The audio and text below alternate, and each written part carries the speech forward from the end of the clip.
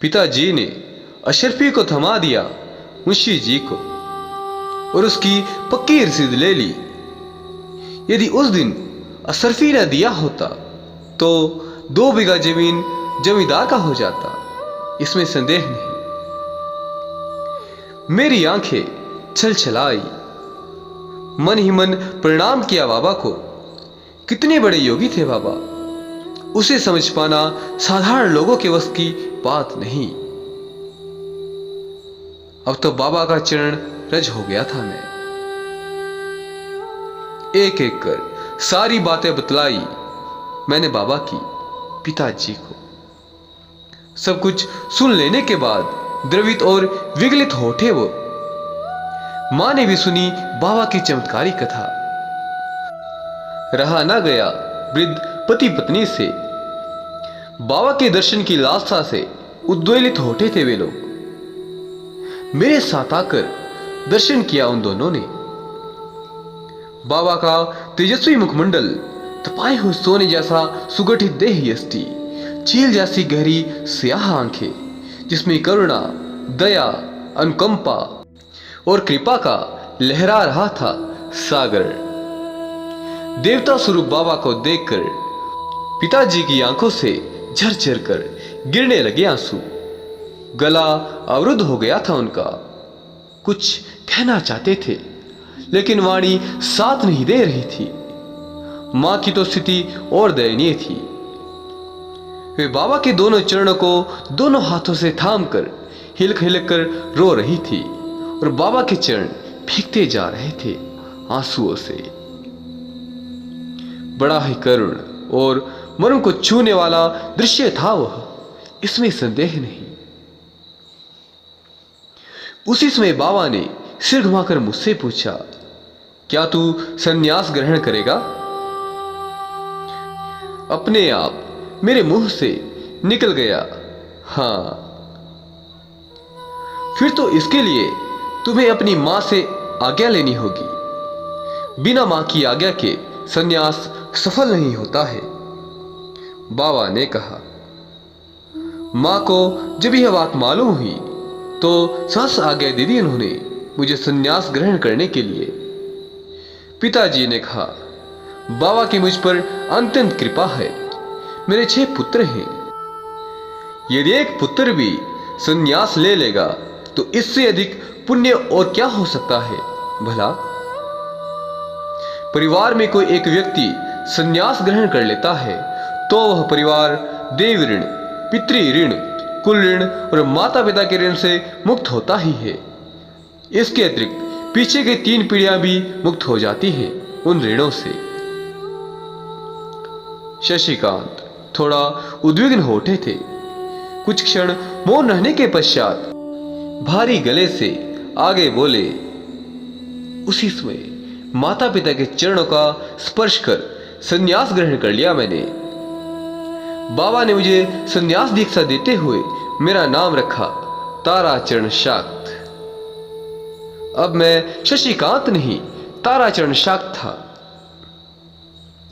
संन्यास ग्रहण करने के पश्चात चल पड़ा मैं बाबा के साथ चित्रकूट की ओर। वहां कुछ दिन व्यतीत कर हिमालय की यात्रा पर निकल गया। वहां बाबा ने मुझे तंत्र योग साधना की गुह्य दीक्षा दी।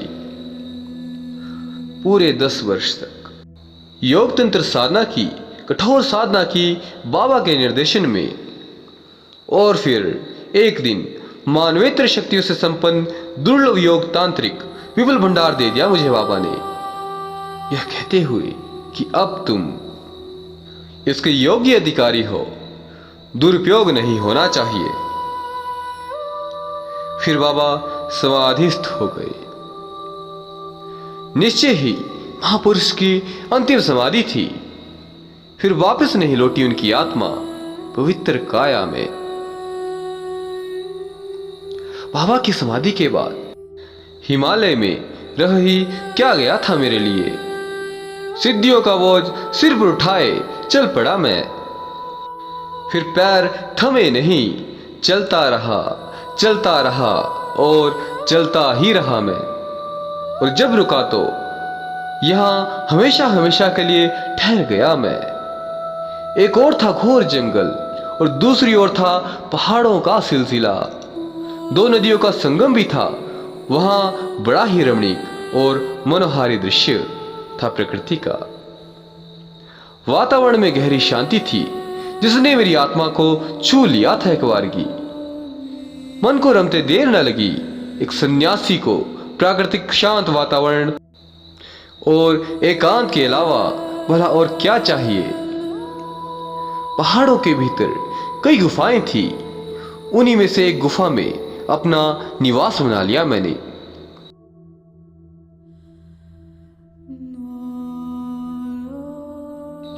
अपना इतना दीर्घ जीवन वृत्त सुनाकर समाधिस्थ हो गया वह महातंत्र साधक। आश्चर्यचकित था मैं। सब कुछ सुनकर विह्वल हो उठी थी मेरी आत्मा। उस समय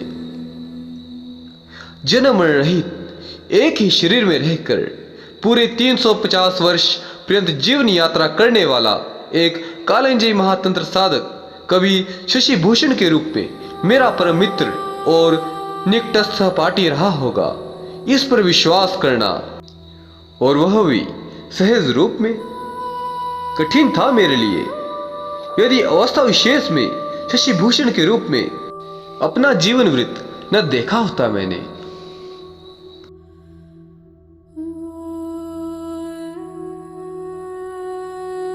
मैं आगे की घटना का आपके समक्ष वर्णन करूं उससे पूर्व मेरा आपसे एक छोटा सा निवेदन है। यदि अभी तक आपने इस घटना के पूर्व के भागों को नहीं देखा है तो आप डिस्क्रिप्शन बॉक्स में दिए गए लिंक के माध्यम से उन्हें अवश्य देख सकते हैं।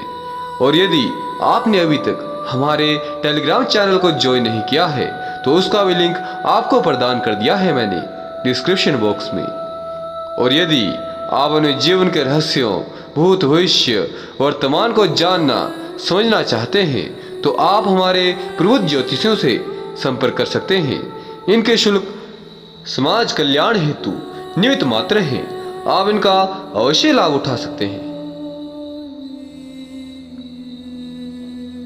शशि भूषण के रूप में उसी समय मेरी अवस्था 25 वर्ष के लगभग थी।